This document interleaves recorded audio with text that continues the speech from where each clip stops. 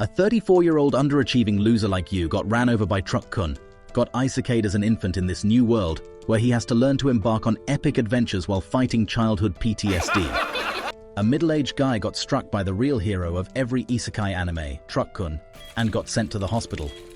He was not going to make it, and then he heard a voice. It dawned on him abruptly that he had been reborn as a newborn in another universe. He discovered in the months that followed that his parents' names were Paul and Zenith, and they were both 20 years old. Rudeus, meanwhile, had the awareness of a middle-aged man even as a newborn. After that, he discovered more about his new house, and a lot of things didn't change about him, especially how cultured he was. Yeah, boy. Being born as a baby, he had privileges to his mom's ginormous melons that he yearned for. Rudeus played with his maid Lilia's most holy garments a lot and learned more quickly than most babies. Then Lilia revealed to Zenith that Rudeus engaged in very cultured behavior that Jiraiya would be proud of, but Zenith told her that Rudeus was still a baby, not believing her. Rudeus missed his old computer, where he used to watch anime, especially the cultured kind. After learning a few weeks later that he had been reborn into the medieval ages, he witnessed his father Paul engaging in swordplay. Rudeus suddenly fell on his head, and his mother became concerned. Zenith looked to see whether her little boy was hurt. She then said that she would use a spell to cure her skull. Since magic didn't exist in his former life, Rudeus was perplexed and believed his mother was nuts. For the first time, Rudeus experienced magic, and his head was healed. After a few years, Rudeus was able to walk and speak. In order to employ magic as quickly as possible, he made a daily effort to study a great deal. Next, Rudeus explored a trunk and discovered books while having fun. Rudeus discovered he couldn't read the writing of the New World when his parents learned they only possessed 5 books. After another year, he gained covert reading comprehension. Rudeus's parents believed he didn't comprehend the material at all, even though he could already read the majority of the words. Then Rudeus attempted to cast a spell. He attempted to use water magic. Rudeus managed to conjure out a water ball that promptly burst. He attempted to use the magic once again later. He attempted to focus and see the water ball in his head as a consequence. He attempted to cast the magic, but Rudeus passed out eventually. Rudeus continued to practice magic every day after that, and by using the water spell several times, he was able to raise his skills. As he studied wordless magic, he questioned the purpose of spells. Since wordless magic also existed, Rudeus believed it was useless to memorize magic spells. He rehearsed the water ball spell the following morning. He kept practicing in the hopes of developing unique powers as an adult. In the days that followed, Paul practiced sword fighting. All of a sudden, water splashed over Paul, and he was puzzled about where it came from. It turned out it was Rudeus, who had learned how to make water balls. Rudeus was thrilled because he had mastered the water ball trick. After getting good at a basic spell, he was eager to try out a tougher one. So he chanted the words for this advanced spell, and water started gathering around him. But then, Rudeus was shocked when he accidentally blasted a huge water ball that wrecked their house. His parents rushed over, worried sick. Dad was totally baffled, but Mum got it. Rudeus had magic powers now. Mum was super proud of Rudeus's talent and wanted to hire a magic teacher for him. But Paul wasn't so sure. Then Lilia came up with an idea to teach Rudeus themselves. So, they decided to bring in a home tutor to teach Rudeus magic in the days ahead. Rudeus had imagined his new tutor at home would be an old guy, but it turned out to be this teenage girl named Roxy. When Roxy found out she'd be teaching Rudeus, she thought Paul and Zenith were pretty clueless for wanting her to teach magic to a little kid. Zenith overheard and explained to Roxy that Rudeus was actually a genius. So they started going over the basics of magic with Rudeus, but he already knew them. Then they tried reciting spells, but Rudeus didn't need to since he could do magic without saying the words. Next, Rudeus wanted to try casting the water ball spell, but he got distracted by Roxy's insane, bombastic melons. Let's go! He messed up the spell, and Roxy noticed he didn't finish it. But she was shocked to find out he could do magic without speaking. Later, Zenith noticed her tree was messed up and scolded Roxy. Roxy felt really down, thinking she'd get fired. But Rudeus managed to cheer her up. even though he came across as a bit too cultured for the plot because he was really into very cultured otaku stuff. Somehow, Rudeus lifted Roxy's spirits. Then, out of the blue, Rudeus's mom showed up and wanted to invite Roxy to dinner to get to know her better. They all had dinner together, and Roxy was thrilled to hang out with Rudeus's family, and Rudeus found happiness in being Isekai'd in this new world. In the days that followed, Rudeus had a flashback of his previous life where he got roughed up by debt collectors due to his financial struggles. Then, a heart-stopping moment occurred when he witnessed a close call where truck-kun nearly Isekai'd 3 students. In an attempt to save them, he leaped into action, only to wake up from his nightmare. He realized he had drifted off because he was exhausted. After his nap, he overheard his parents making some noise and decided to play a prank on them. But his plans were interrupted when he spotted Roxy, who seemed intrigued by the commotion his parents were making. Fast forward 6 months, and Roxy had been tutoring him at home.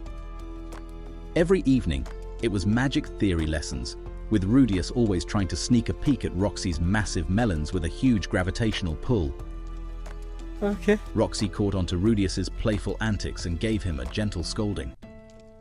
She revealed her true nature as a demon, which explained his parents' initial surprise. Then she shared some history. 500 years ago, a war erupted, and the spelled demons were the most powerful. They were banished to a demon continent, surrounded by ominous rumors. So Roxy warned Rudeus to steer clear of them. Oh, and she explained away her occasionally greenish hair. It was just the lighting. Rudeus thought his astronomic 𝐒𝐶 prowess came from his experience with dating sims. Later, he attempted to sneak a peek in a very much cultured way while Roxy changed, but she caught him right away. Good job! And after another 6 months, Rudeus became a master of advanced magic. He kept up his sword training with his dad, but sadly, Rudeus wasn't exactly a natural with the blade. Magic was more his thing, and he didn't quite have the knack for sword fighting. A few days later, Roxy pitched in to help the other villagers water the wheat. While the other kids played outside, Rudeus hung back, feeling uneasy around people. See, he'd been bullied a lot in his old life, and it left him wary of others. Roxy noticed his downcast mood and asked what was up, but Rudeus didn't want to burden her with his worries. Instead, they took in the scenic view of the village, and Roxy shared stories about the world beyond the mountains. Then she suggested he look into attending a magic school to hone his skills and become a top-notch mage. Rudeus didn't want to let on about his worries and told Roxy he was happy with her teaching. But deep down, Roxy felt a bit sad, knowing that one day Rudeus would outshine her in talent, move up the Peking order, and would probably get the chance to do justice to those astronomic melons. Perfect! A year rolled by, and they celebrated Rudeus's birthday. Paul gifted him a sword, knowing he was still too young for a real one, but hoping he'd grow into a strong and honorable warrior. Then Rudeus's mum presented him with a magical grimoire, which he was thrilled about. Lastly, Roxy gave him a wand to boost his magic power, which Rudeus gratefully accepted. But as the festivities wound down, Roxy's mood turned somber because Rudeus had his final exam the next day. He was nervous about leaving the safety of his home. Haunted by memories of his old life where he was relentlessly bullied, Rudeus wished for some kind of superpower to change his fate. Fearful of facing the outside world, he retreated to his room, only to find himself trapped there until he was middle-aged.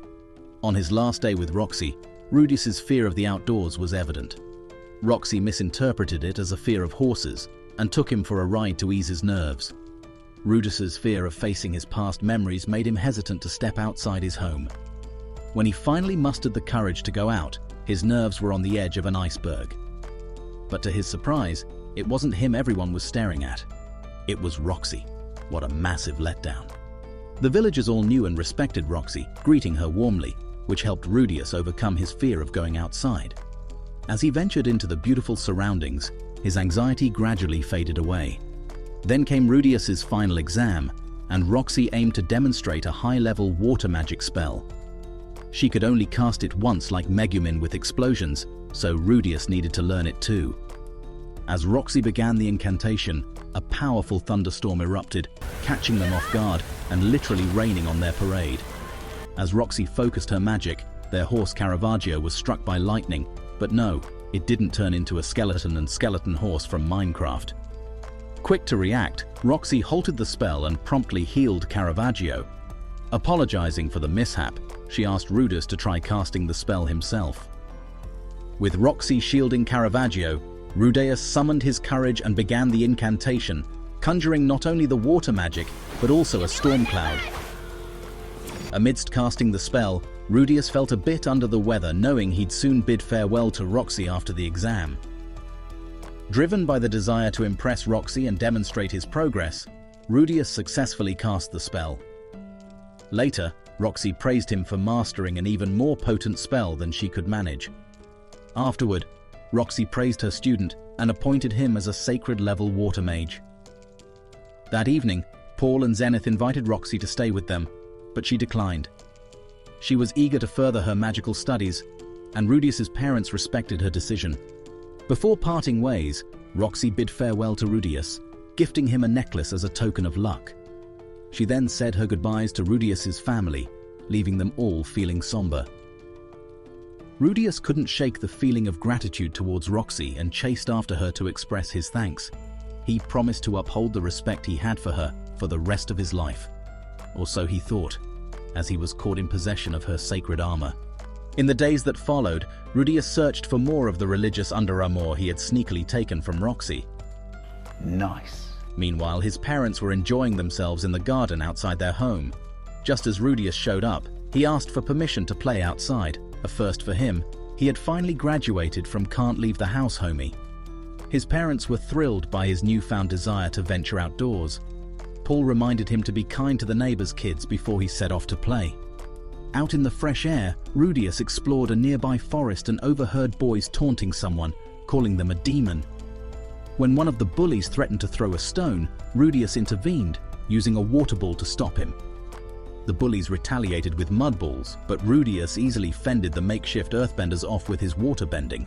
Seeing the bullied boy trembling, Rudius was struck by his vulnerability and decided to help him. Despite initial doubts, the boy realized Rudius meant no harm. Rudius then checked if the boy was a spelled demon, but he was relieved to find out he wasn't. Instead, he noticed the boy's elf-like ears. Comforting the crying boy, Rudius tried to lift his spirits and discovered he was a half-elf, despite neither of his parents having green hair. As the boy questioned why Rudius had helped him, Rudius explained his desire to stand up for the weaker ones and offered to be his friend. As they got to know each other more, Rudius learned the boy's name and they spent the afternoon playing together. Rudius discovered that 𝐒𝐒𝐿 had never had a kind friend before. When 𝐒𝐿 expressed interest in learning the water ball spell, Rudius gladly agreed to teach him some magic. As the evening approached, Rudius bid farewell to 𝐒𝐿 and headed home, arriving late. Unfortunately, he found Paul waiting for him, boiling red hot with anger. Paul accused Rudius of assaulting a neighbor's boy, but Rudius tried to explain there had been a misunderstanding. However, Paul wouldn't listen, and their argument escalated quickly. In a moment of frustration, Paul struck Rudius, leaving him hurt and disappointed. Feeling betrayed by his father's lack of trust, Rudius couldn't help but rebel against him. Eventually, Paul learned the truth about Rudius's actions in standing up for the bullied boy. He apologized to Rudius, marking their first family disagreement. Reflecting on their argument, Paul worried about Rudius's potential to misuse his advanced magical abilities at such a young age. He couldn't shake the fear that Rudius might be moving into darkness like Darth Vader. During the night, Paul wrestled with his guilt over his treatment of Rudius, fearing his son no longer loved him. The next summer rolled around, and Rudius focused on honing his sword skills. Meanwhile, over the course of 6 months, 𝐒𝐿 mastered powerful spells. Noticing Rudius's ability to perform magic without incantations, 𝐒𝐿 requested to learn wordless magic as well. Rudius agreed to teach her, and surprisingly, 𝐒𝐿 quickly grasped the technique. However, when 𝐒𝐿 attempted to replicate Rudius's method, she failed.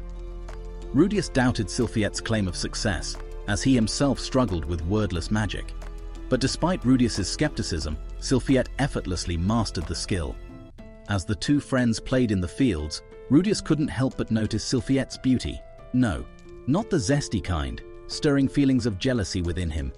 When a sudden rainstorm struck, Rudius invited 𝐒𝐒𝐿 to his home for shelter. Upon arrival, the maid, Lilia, prepared the bath, only to realize 𝐒𝐒𝐿's true gender. Rudius then suggested they bathe together, but was confused when 𝐒𝐒𝐿 hesitated to undress. Subsequently, Rudius undressed 𝐒𝐒𝐿 and couldn't figure out why he refused to remove his underwear. Rudius forcibly removed his underwear, only to discover that he was actually a she. Following that, Paul attempted to lift his son's spirits as they were taking a bath. Rudius recognized that his actions were wrong, which is why he felt bad. Rudius was on his way to apologize for his impolite behavior after this. She began to cry even more as he apologized for thinking of her as a guy. Paul was disappointed by his son's lack of intelligence as he made a huge mistake in his apologies. He couldn't even get that right, and he didn't even have to use the eternal powers of 𝐒𝐿. Rudius practiced with his father the following morning, but he was defeated right away like some useless NPC. Paul saw that his kid was having some issues with the chicks. As the classic cultured father he was, he imparted some crucial chick 101 to his kid. Rudius realized what he had done incorrectly as a result, and his father was able to successfully encourage him. Rudius attempted to heed his father's instructions when 𝐒𝐒𝐿 unexpectedly paid them a visit, but he came across as really eerie. He simply made an effort to be sincere with 𝐒𝐒𝐿 by admitting that he misses playing with her. She was willing to play with Rudius once more after accepting his apology. Rudius, meantime, was content that he had a cute girl for a childhood buddy, with that laughed it off and lived happily ever after. Just kidding. A few weeks later, Rudius learned that his mom, 𝐒𝐿, was pregnant again, and the whole family were happy. However, during lunch, maid Lilia dropped a bombshell. She was pregnant too due to Paul's astuteness in the forbidden arts. Hey, yo, what the fuck? Paul was taken aback by the news and apologized for his uncultured culturing with Lilia. In the evening, 𝐒𝐿 was devastated and couldn't believe that Paul had betrayed her with Lilia. She questioned Lilia about her plans, and Lilia expressed her intention to stay and assist with the birth before returning home. 𝐒𝐿 was torn, knowing Lilia and her baby might not survive the journey. Rudius, who had grown fond of Lilia, felt conflicted. He tried to shift the blame entirely onto his father, and 𝐒𝐿 seemed to believe him. However, Lilia insisted on his innocence. Seeing the bond between Rudius and Lilia, Rudius asked his mother to keep Lilia as their maid. 𝐒𝐿 was sad, but she agreed to let Lilia stay with them. She told Lilia she was now part of their family. 𝐒𝐿 also wanted to scold Paul for being unfaithful. Meanwhile, Lilia was thankful for Rudius's help. The next morning, Paul got angry at Rudius, and Lilia wondered why Rudius had helped her. The problem started because Lilia always wanted that Magnum sausage every night. And you know what time it is? Paul and 𝐒𝐿 made quite the happy noises every night, so she wanted in on some hot action too. When Rudius was a baby, he used to play with Lilia's most sacred clothes every day. Lilia thought it was on the wrong side of culture. She used to think Rudius was desperate for the eternal plot, but now she saw him as someone who saved her baby. A year later, Rudius's new siblings were born. Paul took care of them every day. When the girls started crying suddenly, their parents took care of them right away. Rudius watched them and wanted to be a great big brother. Since the new babies arrived, Rudius got to know Lilia better. He found out that Lilia and Paul had known each other since they were kids. Then Rudius was called for sword training. He knew his father was really skilled, so he respected him a lot. Rudius tried to attack him with magic, but his father dodged it easily. Rudius lost, and his father teased him, so Rudius teased him back. Paul asked if his mother would be mad if he slept with Lilia. Rudius said he shouldn't, but he understood his father's feelings. He knew his father wasn't perfect, but he still liked him. Paul asked if Rudius wanted to go to school someday. Paul didn't like school because there were only rich kids.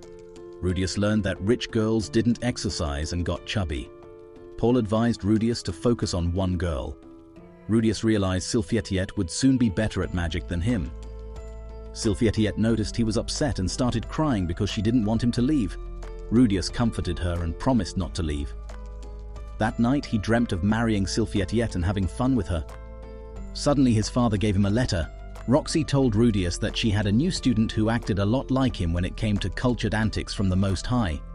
This new student was also mischievous and often stole her holy clothes of ascension. She suggested that Rudius go to Renoa Magic School to learn more about magic. Paul was impressed with Roxy's achievements as she had become a highly skilled mage. He asked Rudius if he really steals Roxy's holy garments. That night, Rudius thought about Roxy's suggestion to attend a magic academy. The next morning at breakfast with his family, he asked his father for a favor. Paul was surprised that Rudius wanted to go to Renoa Magic School. Rudius then asked if he could go with 𝐒𝐒𝐑𝐈𝐍𝐿. He asked his father to pay for both of them, but Paul refused. The family couldn't afford the fees for even one person. Rudius then asked his father to help him find a job so he could earn money to pay for 𝐒𝐒𝐑𝐈𝐍𝐿's schooling too. Paul agreed to help and support his son's idea. The next day, a female beastman pulled up from the beastman hood. Rudius was amazed by the attractive physique of beast maid 𝐒𝐒𝐑 that screamed beast plot. Oh my. Zenith warmly greeted her old adventurer friend 𝐒𝐒𝐑, who also met their baby girl Nora, and remarked how fortunate it was that Nora didn't resemble Paul. That's more shade than Rudius received when he was a shut-in NEET. Suddenly, Zenith and Lilia bid farewell to Rudius, and Paul explained the situation to him. This led to a confrontation between father and son, during which Rudius attempted to best his father using magic. Despite Rudius's efforts, Paul's swordsmanship proved superior, and he managed to overpower Rudius. During their skirmish, Paul demonstrated his true prowess, aiming to illustrate Rudius's comparative lack of strength. Rudius was eventually knocked unconscious and later found himself in a carriage with 𝐒𝐒𝐑. He was puzzled by the situation but maintained his politeness when introducing himself, earning acknowledgement from 𝐒𝐒𝐑 for his manners despite being rude Paul's son. Next, Rudius was eager to understand why he was traveling with 𝐒𝐒𝐑 in the carriage. Suddenly, 𝐒𝐒𝐑 tossed him a letter from his father and requested him to read it aloud. In the letter, Paul initially teased 𝐒𝐒𝐑, joking about her being mashed potatoes over brains. Angered, 𝐒𝐒𝐑 drew her sword, but Rudius intervened, assuring her that it was all a joke. Rudius then learned that his task was to instruct magic to a noble girl. Additionally, he discovered that his father had previously tried to make ballistic missile advances on 𝐒𝐒𝐑 and had informed Rudius of her mastery in swordsmanship. Realizing he would be separated from 𝐒𝐒𝐑𝐈𝐍𝐿 for some time, Rudius felt frustrated by his father's decision. The following day, upon reaching the city of Roa, Rudius was surprised to find that all the maids were beast maids. He was served grape juice and expressed his gratitude to the servant before savoring the exotic beverage. Subsequently, the homeowner appeared, and Rudius introduced himself, learning about the etiquette of nobility. Philip, the homeowner, disclosed that he was his father's cousin and observed Rudius's unfamiliarity with his assigned task. Nevertheless, Rudius was commended for his proficiency in magic, and Philip expressed hope that Rudius would be able to teach his daughter the art of magic. Philip also cautioned Rudius about his daughter's behavior, mentioning that Eris disliked meeting new people. Upon entering Eris's room, Rudius felt immediately threatened due to her threatening appearance as it served its purpose. Despite his nervousness, Rudius introduced himself to Eris, but she promptly began criticizing him for being 2 years younger. In response, Rudius retorted, leading to Eris slapping him, which angered him further. Rudius decided to retaliate by slapping her back, further provoking her. Suddenly, Eris delivered a powerful punch to Rudius's face, causing him to perceive her transformation into a wild, aggressive state. She punched him to the ground, went on top of him, and delivered several punches to his face. Despite Eris's relentless assault, Rudius managed to escape using wind magic. Frightened, Rudius fled, with Eris in hot pursuit, intent on showing off her skill of redesigning faces. Rudius couldn't believe that his father had sent him to deal with a girl who seemed dangerous and unhinged, and was also out for blood. In the evening, Philip chuckled and asked Rudius if he was thinking of quitting his job. Rudius replied that he wouldn't quit because he didn't want his father to make fun of him. Then Rudius learned that none of the previous teachers had wanted to teach Eris. Feeling frustrated, Rudius thought about using magic to fight back against Eris. However, he knew that Eris was dangerous, so he looked for another way to handle the situation. he came up with the idea of getting Eris interested in magic. Later that night, Rudius found himself tied up and wanted to demonstrate to Eris the usefulness of magic. He explained to her that they had been kidnapped, suggesting she could easily break free using fire magic. However, Eris was angry and complained instead. Suddenly, a sinister man appeared, and Rudius was amazed by the dramatic entrance. The man seemed angry with Eris and forcefully kicked her against the wall. Eris retaliated by trying to attack the man, but he easily dodged her blows and slammed her head into the ground. Rudius was shocked and confused by the sudden violence. He still thought it might be part of a staged act. However, when the man also attacked him, Rudius realized the danger was real. Eris ended up badly injured and crying on the ground. Wanting to help, Rudius used his healing magic to ease some of Eris's injuries. Meanwhile, two criminals discussed whether to kill Eris. Rudius considered using his magic to stop them but decided against it, not wanting to teach Eris that violence was the solution. As Eris remained injured and unable to escape on her own, Rudius used his earth magic to block the door and prevent the criminals from entering.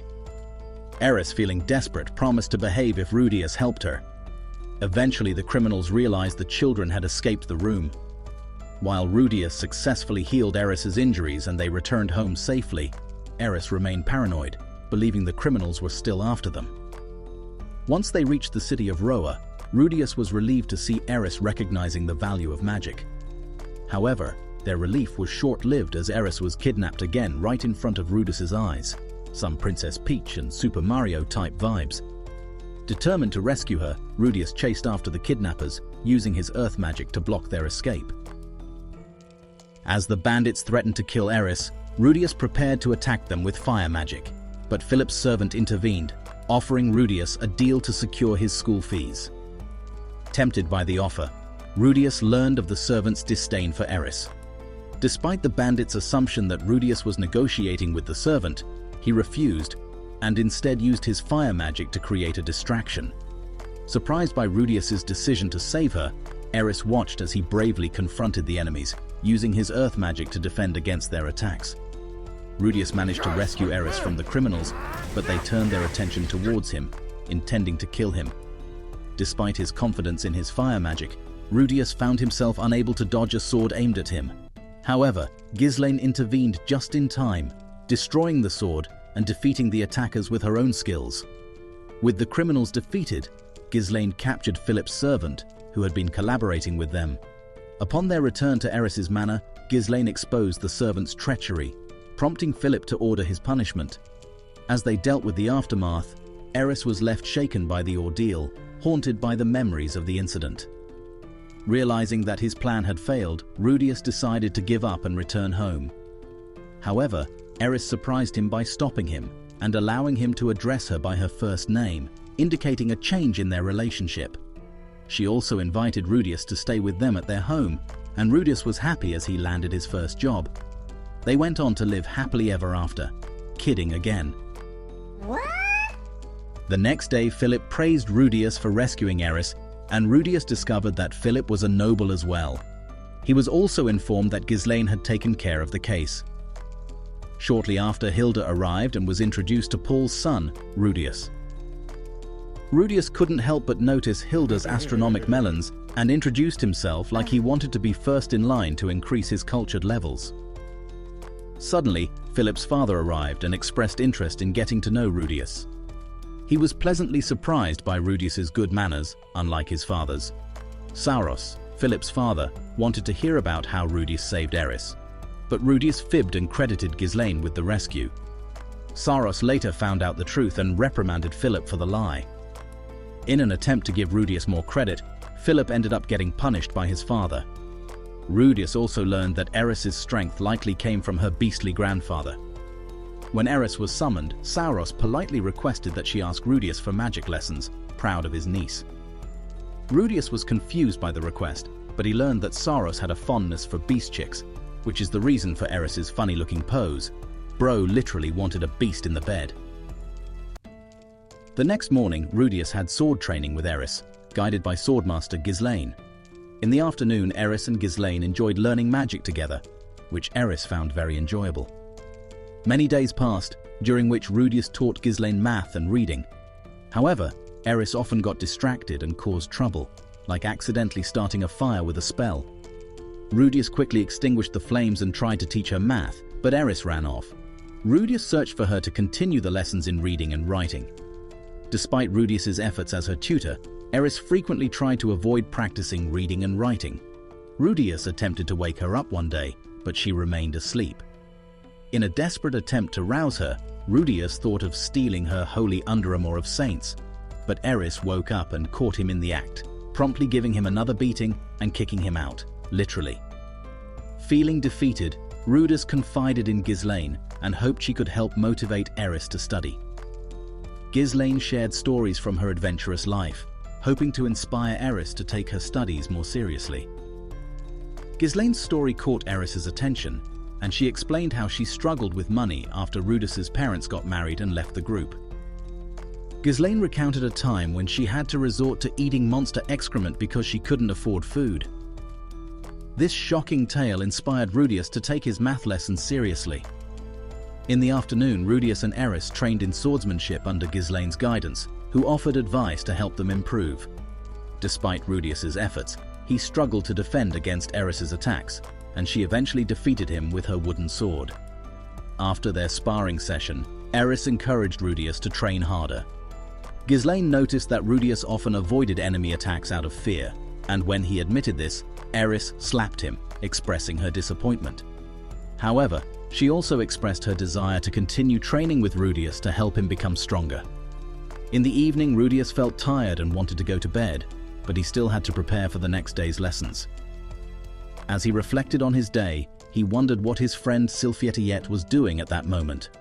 The next day, Rudius taught Eris reading and writing, but she was acting strange because he forgot to schedule a break during class, making her angry, and going after him like 𝐒𝐒𝐿 when she wanted to hit Goku. A few days later, Eris wanted to go into town, and Rudius hoped she wouldn't be kidnapped again, so 𝐒𝐿 wouldn't have to rescue her. In town, Rudius complimented Eris's cute outfit, but she hit him on the head.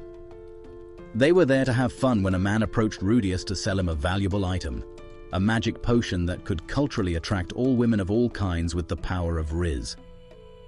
Ladies and gentlemen, we got him. Unfortunately, Eris interrupted, and Rudius couldn't buy the love potion.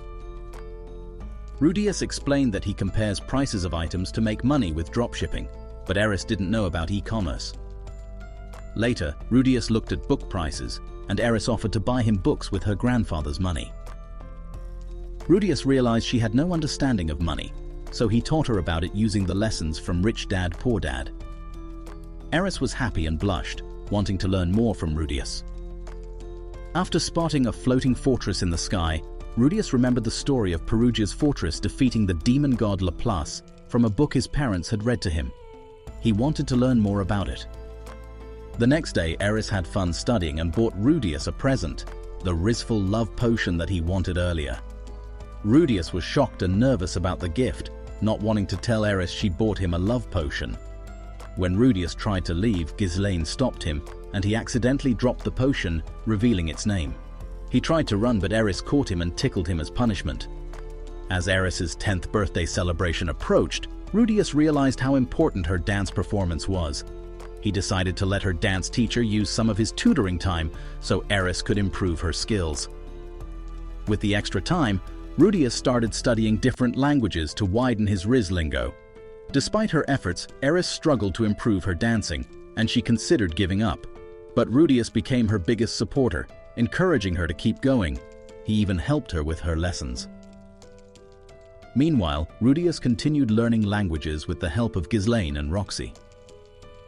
Despite Rudius's encouragement, Eris didn't make much progress in dancing. On the day of the party, she worried about not being able to dance with a noble partner as expected. Rudius stepped in, offering to be her dance partner instead. Rudius gave Eris some advice, suggesting she incorporate her fighting skills into her dance. It worked out well, and they danced together successfully at the celebration. After the party, Rudius met Eris's grandfather, Sarus. Suddenly, they noticed something strange, a mysterious ball of light hovering in the sky. 2 years passed, and 𝐒𝐓𝐻 and her family organized a birthday party for Rudius. Though saddened by his own family's absence due to a monster threat, he received a top-notch magic staff as a gift during the festivities. Philip suggested that Rudius marry 𝐒𝐓𝐻 and take over as his successor, but Rudius disagreed. Later, he tried to make advances on 𝐒𝐓𝐻, but she pushed him away. Realizing his mistake, Rudius apologized sincerely, and 𝐒𝐓𝐻 forgave him. A few days later, everyone noticed a huge cloud full of mana forming in the sky, capturing their attention. Perugius Dola, the renowned hero, sent his assistant 𝐿𝐼𝐍𝐊 to look into this strange occurrence in response. Rudius, who had been training with his new staff alongside 𝐒𝐓𝐻 and Galane, was under suspicion. Rudius was unfairly charged and was being attacked by 𝐿𝐼𝐍𝐊. Galane, though, supported him and aided in proving his innocence, but then a bright light struck them. Once again, Rudius found himself facing a strange encounter, this time with a mysterious being called the Human God. This entity gave him some mysterious advice, telling him to trust and support someone who had helped him before. After this meeting, Rudius woke up to find that he and 𝐒𝐓𝐻 were stuck in a faraway part of the continent. Luckily, they met 𝐒𝐒𝐿 Superdea, a member of the powerful Superd race. 𝐒𝐒𝐿 promised to help them get back home safely. With 𝐒𝐒𝐿's help, Rudius and 𝐒𝐓𝐻 were taken to a nearby village, which happened to be where Roxy, their friend, was born. In the village, they met Roxy's parents. During their time in the village, Rudius discovered 𝐒𝐒𝐿's heartbreaking story. The Superd race, to which 𝐒𝐒𝐿 belonged, was known for being cursed by demonic spears given to them by the evil god Laplace. These spears turned the Superd into mindless killers. 𝐒𝐒𝐿 carried one of these cursed spears, which once belonged to his own son.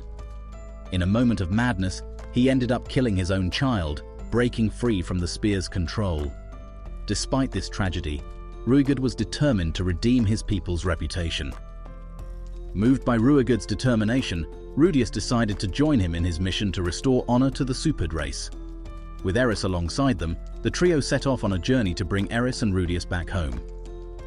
Rudius, 𝐒𝐓𝐻, and 𝐒𝐒𝐿 found themselves just outside the bustling city of Rikarisu.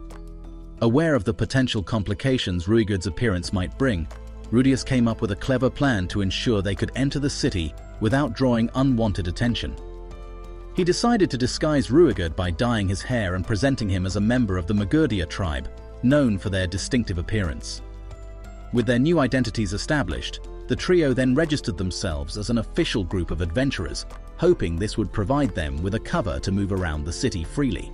However, their status as novice adventurers meant they struggled to find lucrative quests to sustain themselves financially.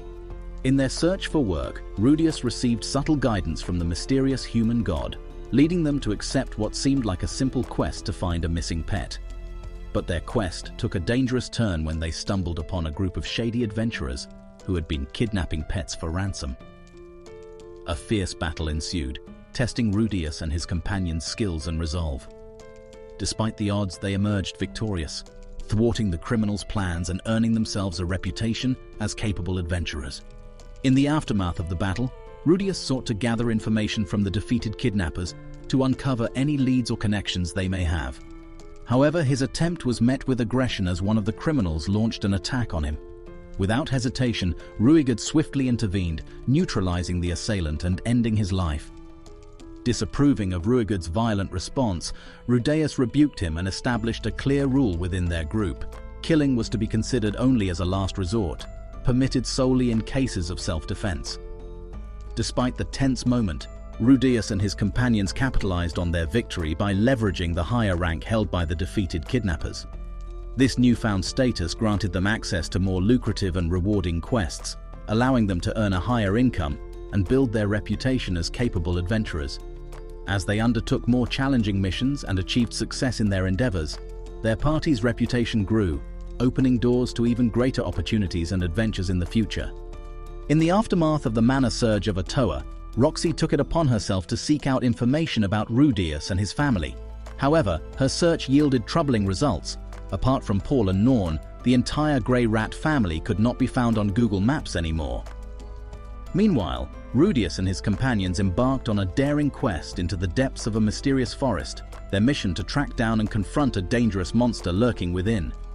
Along the way, they encountered two other groups, each with their own objectives mirroring theirs. Tragically, disaster struck when one of the groups fell prey to a sudden ambush by monstrous creatures. Faced with the chaos and danger, Rudius had to make a difficult decision, whether to intervene immediately or to wait for the right moment. Unfortunately, his hesitation resulted in the loss of one of the adventurers' lives, leaving Rudius and his companions dealing with the consequences of their actions. After the very monster they were pursuing launched its own attack on the other party. Completely wiping them out, Rudius and his companions found themselves facing a challenging task. However, they managed to prevail against the creature and made their way back to the city of Rikarisu. Upon their return, Rudius faced a new challenge, as he was confronted by a fellow adventurer who had uncovered his earlier deception. Attempting to capitalize on this discovery, the individual resorted to blackmail in an effort to gain an advantage over Rudius. However, Ruja, one of Rudius's companions, intervened and revealed his true identity as a member of the 𝐒𝐒𝐑 race. With a stern warning to the would-be blackmailer, Ruja asserted his dominance without T-posing and ensured their silence was proudly sponsored by him. With this threat behind them, Rudius and Ruja reconciled and joined forces once again. Together with Eris, they set out on their journey towards a coastal city on the outskirts of the demon continent. Little did they know, Roxy herself was also nearing their location, accompanied by two former companions of Paul. Thanks for joining us on this epic journey with Rudius and his companions. If you loved the adventure, hit that like button and subscribe for more thrilling content.